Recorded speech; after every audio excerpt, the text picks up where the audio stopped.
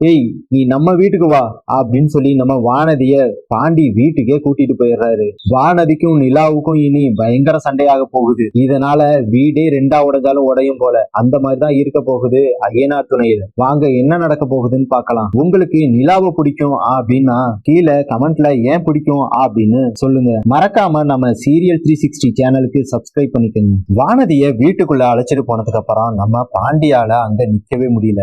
ஏன்னா வானதி கிட்ட அவங்க வீட்டுல யாராச்சும் அடிக்க கூடாது திட்டக்கூடாது, அப்படி திட்டினா நான் உன்னை காப்பாத்துறேன் அப்படின்னு சொல்லியிருந்தார் இல்லையா. அதனால பாண்டியன் விறுவிறுன்னு மாடியில ஏறி வானதியோட வீட்டுக்குள்ள நுழையிறாரு. வீட்டுக்குள்ள போன உடனே நம்ம வானதிய அவங்க அப்பாவும் அம்மாவும் சேர்ந்து அடிச்சுக்கிட்டு இருக்கத பார்த்த உடனே நிறுத்துங்க அப்படின்னு சொல்லி கோமாவே கத்துறாரு நம்ம பாண்டி. உடனே பாண்டிய பார்த்த உடனே வானதியோட அண்ணன் இருந்துகிட்டு, டேய் நீ எதுக்காக அங்க வந்த, முதல்ல கீழே இறங்கி போ, நீ அங்க வரக்கூடாது அப்படின்னு சொல்லி ரொம்பவே கோவப்பட்டு கத்துறாரு. உடனே நம்ம பாண்டி, ஏய் நான் உன்கிட்ட பேச வரல, வானதி எந்த தப்பும் பண்ணல அப்படின்னு சொல்லிட்டு இருக்கும் போதே வானதியோட அம்மா இருந்துகிட்டு, அவ எந்த தப்பும் பண்ணிருக்க மாட்டான்னு தெரியும், நீதான் அவளை மயக்கி கூட்டிட்டு போயிருப்பன்னு தெரியும், ஒழுங்கா வீட்டை விட்டு வெளியே போயிரு இல்லன்னா அசிங்கமாயிடும் அப்படின்னு சொன்னோன்னு நம்ம பாண்டி இருந்துகிட்டு, நீங்க என்ன வேணா என்ன திட்டுங்க, ஆனா வானதி எதுவும் பண்ணாதீங்க, வானதி மேல எந்த தப்பும் இல்ல அப்படின்னு சொல்லி நம்ம வானதிக்கு பாண்டி சப்போர்ட் கேட்கிறாரு. உடனே வானதியோட அப்பா இருந்துகிட்டு, ஏய் இவ எங்க வீட்டு பொண்ணு, நான் இவளை அடிப்பேன் உதப்பேன் என்ன வேணா பண்ணுவேன், அதை கேட்கறதுக்கு உனக்கு எந்த உரிமையும் இல்ல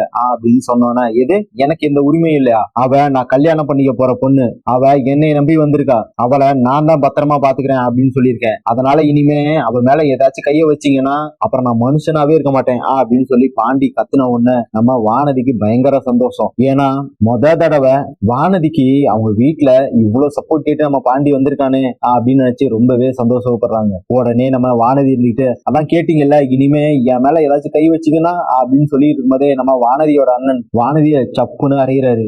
உடனே பாண்டி இருந்துகிட்டு, ஏய் இனிமே அவன் மேல கைய வச்சுச்சுக்க அப்படின்னு சொல்லிட்டு அடிக்க போறாரு. உடனே வானதி இருந்துகிட்டு, பாண்டி இவங்க இங்க இருந்தா என்ன அடிச்சுக்கிட்டே தான் இருப்பாங்க இல்லன்னா திட்டிக்கிட்டே இருப்பாங்க, வா நம்ம வீட்டுக்கு போயிடலாம் அப்படின்னு நம்ம வானதி கிட்ட பாண்டி இருந்துகிட்டு, ஒரு நிமிஷம் பொறு வானதி, எதா இருந்தாலும் பேசி அப்புறம் முடிவு பண்ணிக்கலாம், உடனே நீ வீட்டை விட்டு கிளம்புறதுலயே இருக்கியே அப்படின்னு சொல்லிட்டு, இங்க பாருங்க இனிமே வானதி மேல யாரும் கைய வைக்க கூடாது, ஏதாச்சும் திட்டினீங்கன்னா அப்புறம் நானும் வானதியும் கல்யாணம் பண்றது வேற எந்த வழியும் இல்ல அப்படின்னு எல்லாருக்குமே ஷாக்கு. என்ன இவன் இப்படி பேசுறான், இது வரைக்கும் நம்ம கிட்ட எதுவுமே பேசாம அமைதியா கடந்து போயிருவான், இவன் என்னடா இப்படி பேச ஆரம்பிச்சிட்டான் அப்படின்னு யோசிச்சுக்கிட்டு நம்ம வானதியோட அம்மா இருந்துகிட்டு, எது இழுத்துக்கிட்டு போயிருவியா, போவ போவ இனிமே இவளை வீட்டை விட்டு வெளியே அனுப்ப கூடாது, டேய் நீ பாத்துக்கடா அப்படின்னு நம்ம வானதியோட அண்ணன் இருந்துகிட்டு, மா இவளெல்லாம் ஒண்ணும் பண்ண முடியாதுமா, எல்லாம் இவன் கொடுக்குற தைரியம் தான் அப்படின்னு சொல்லி இருக்கும்போதே நம்ம பாண்டி இருந்துகிட்டு வானதி கிட்ட, வானதி நீ இங்க இருந்தா அவங்க உன்னை திட்டிக்கிட்டோ இல்லன்னா அடிச்சுக்கிட்டே தான் இருப்பாங்க,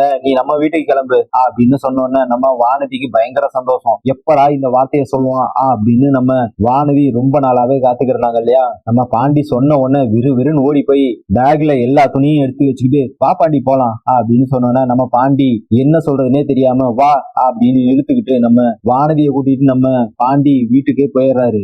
வீட்டுக்கு போன உடனே நம்ம சேரன் ஓடி வந்து, ஏய் பாண்டி என்ன வானதியை கரெக்டா இறக்கி விட்டல, அவங்க வீட்டுல எதுவும் பிரச்சனை ஆகலையே அப்படின்னு கேட்டுக்கிட்டு இருக்கும்போது நம்ம வானதி பேக் எல்லாம் எடுத்துக்கிட்டு கீழே இறங்குறாங்க. சேரன் பார்த்துட்டு, ஏய் என்னடா பண்ணி வச்சிருக்க, உன்கிட்ட என்னடா சொன்னேன், வீட்டுல பத்திரமா இறக்கி விட்டுட்டு எந்த பிரச்சனையும் வராம சொல்லிட்டு தானே வர சொன்னேன், நீ ஏடா இங்க கூட்டிட்டு வந்திருக்க அப்படின்னு நம்ம வானதி இருந்துகிட்டு, இங்க கூட்டிட்டு வரல நான் தான் ஓடி வந்துட்டேன் அப்படின்னு சொல்லி சிரிச்சுக்கிட்டே நிக்கிறாங்க. உடனே நம்ம சேரனுக்கு சரியான கோவம், ஏய் என்னடா பண்ணி வச்சிருக்க, அவங்க வீட்டுல சொல்லிட்டாச்சும் வந்தியா, அவங்க வீட்டுல தேட போறாங்கடா பாண்டி அப்படின்னு, அதெல்லாம் எல்லாம் சொல்லியாச்சுன்னு வானதியை போட்டு அடிச்சுக்கிட்டே இருந்தாங்க, அதனாலதான் நான் கூட்டிட்டு வந்துட்டேன் அப்படின்னு நம்ம சோழன் இருந்துகிட்டு, டேய் என்னடா பண்ணி வச்சிருக்க, ஏற்கனவே அவங்க வீட்டுக்கும் நமக்கு ஆகாது, இதுல இந்த வேலையை வேற பார்த்து வச்சிருக்க, இனிமே எப்படா சொல்லி சமாளிக்க போற அப்படின்னு, இனிமே அவ எந்த வீட்டுக்கும் போக மாட்டா, இனிமே இங்கதான் இருக்க போறா அப்படின்னு சொன்னோன்னே, சரிடா அத சொல்லிட்டாச்சும் வந்து இருக்கலாம்ல, முறைப்படி போய் கல்யாணம் பண்ணி அதுக்கப்புறம் கூட்டிட்டு வந்தா தானே எல்லாருக்குமே மரியாதை அப்படின்னு,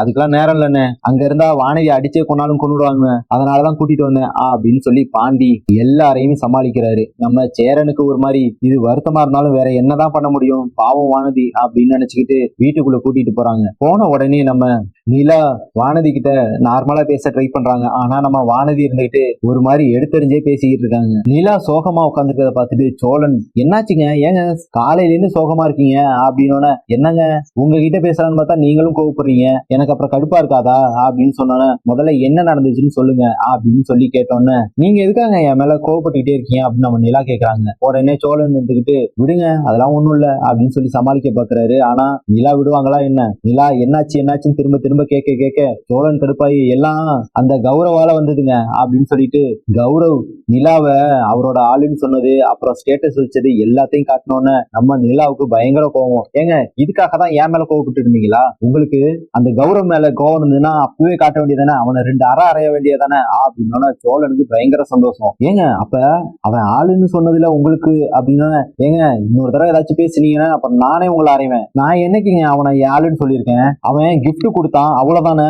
அந்த வாட்ச் எனக்கு பிடிக்கவே இல்லை, நான் அந்த வாட்சை கட்டியிருக்கேனா? நீங்க கொடுத்த வாட்சை தான் கட்டிக்கிட்டு இருக்கேன் அப்படின்னு சொன்னோன்னு நம்ம சோழனுக்கு பயங்கர சந்தோஷம். அடுத்த நாளே நம்ம நிலா ஆபீஸுக்கு போனோன்னு கௌரவ் பார்த்துட்டு நார்மலா பேச ஆரம்பிக்கிறாரு. உடனே நிலா கோவப்பட்டு, சோழன் கிட்ட ஏன்னு சொன்னீங்களாம்ல அப்படின்னு கேட்டோன்னே, ஆமா அதுக்கு என்ன இப்ப அப்படின்னு, அவர்கிட்ட ஏன் சொன்னீங்க, அதனால எனக்கும் சோழனுக்கும் சரியான சண்டை அப்படின்னு சொல்லிட்டு ரொம்பவே கோவப்பட்டோன்னே, ஏங்க அவருக்கும் உங்களுக்கு எதுக்காக சண்டை வரப்போகுது அப்படின்னா, ஏங்க அவரு என்னோட ஹஸ்பண்ட்ங்க அப்படின்னு சொன்னோன்னே கௌரவுக்கு பயங்கர ஷாக்கு.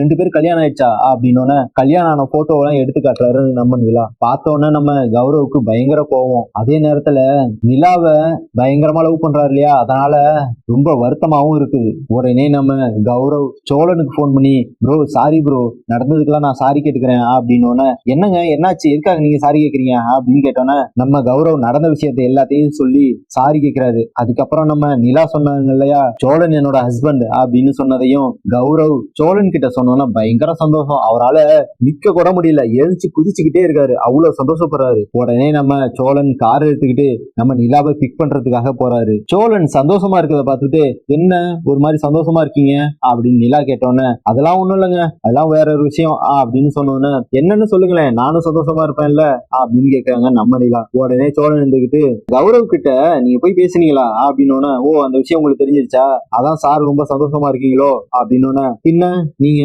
இந்த மாதிரி சொன்னதே இல்லைல்ல அப்படின்னு, ஏங்க அவரை சமாளிக்கிறது தான் சொன்னேன், ரொம்ப சந்தோஷப்படாதீங்க அப்படின்னு சொல்லி நம்ம சோழனை ஆஃப் பண்ணிடுறாங்க நம்ம நிலா. இதுக்கப்புறம் என்ன நடந்துச்சு அப்படிங்கறத அடுத்த வீடியோல பார்க்கலாம். அதுக்கு முன்னாடி நம்ம சீரியல் 360 சேனலுக்கு சப்ஸ்கிரைப் பண்ணிக்கோங்க. மறக்காம இந்த வீடியோக்கு ஒரு லைக் பண்ணிடுங்க.